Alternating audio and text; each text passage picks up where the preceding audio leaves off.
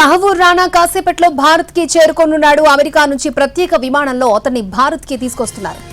ముంబై పేరుళ్ల కుట్రదారు అయిన రాణాను భారత్ కు అప్పగించింది అమెరికా. ఢిల్లీకి తీసుకుని రాణాను ఎన్ఐఏ ప్రధాన కార్యాలయానికి తీసుకెళ్తారు.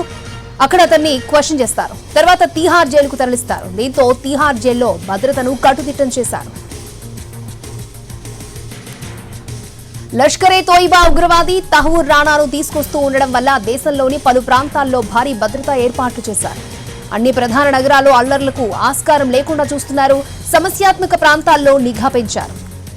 కాగా ముంబై పేలుళ్ల కేసు విచారణలో ఎన్ఐఏ కీలక విషయాలను రాబట్టింది. 2008 ముంబై ఉగ్రదాడికి ముందు పాకిస్తాన్ అమెరికా ఉగ్రవాది డేవిడ్ హెడ్లీతో తహవూర్ రాణా టచ్ లో ఉన్నట్లు గుర్తించింది. ట్రావెల్ ఏజెన్సీ నిర్వహిస్తున్న టైంలో తహవూర్ రాణాకు హెడ్లీ పరిచయమయ్యాడు. ముంబైలో ఉగ్రవాదులకు సంబంధించి అవసరమైన బ్లూ ప్రింట్ తయారీలో రాణా హస్తం ఉంది. 26/11 దాడికి ముందు 8 సార్లు హెడ్లీ భారత్కు వచ్చాడు. ఆ టైంలో 231 సార్లు రాణాతో సంప్రదింపులు జరిగినట్టు గుర్తించింది.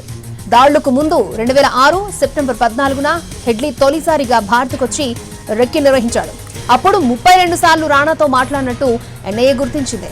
దాడులకు సంబంధించిన ప్రాంతాల ఎంపికలో హెడ్లీకి రాణా సహకరించిన అంశం ఎన్ఐఏ దర్యాప్తులో తేలింది. ముంబై దాడి కేసులో ఉగ్రవాది కసబ్ ను ఉరితీశారు. తహవూర్ రాణాను కూడా ఉరితీయాలి అనే డిమాండ్ వినిపిస్తోంది.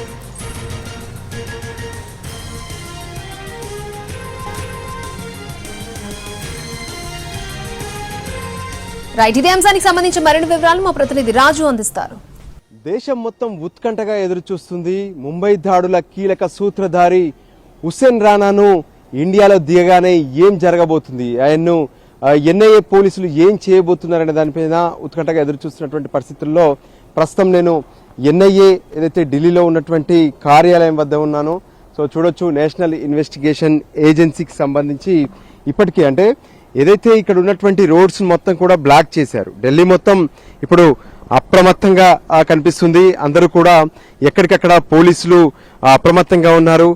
కీలక ప్రాంతాలను మొత్తం కూడా పోలీసులు తమ ఆధీనంలోకి తీసుకున్నారు. ఎక్కడికక్కడ ర్యాపిడ్ యాక్షన్ ఫోర్సెస్, మరోవైపు కేంద్ర భద్రతా బలగాలు కూడా రంగంలోకి దిగినటువంటి పరిస్థితి కనిపిస్తుంది. మొదట ఏదైతే ముంబైలో జరిగినటువంటి దాడులు కావచ్చు, ఆ తర్వాత జరిగినటువంటి నేపథ్యం అంటే ఓవరాల్ గా కూడా